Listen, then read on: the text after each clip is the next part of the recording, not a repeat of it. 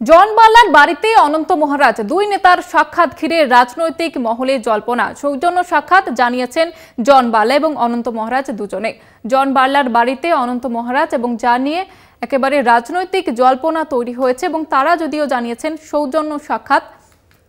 জন বার্লার বাড়িতে অনন্ত মহারাজ, দুই নেতার সাক্ষাৎ ঘিরে রাজনৈতিক মহলে জল্পনা।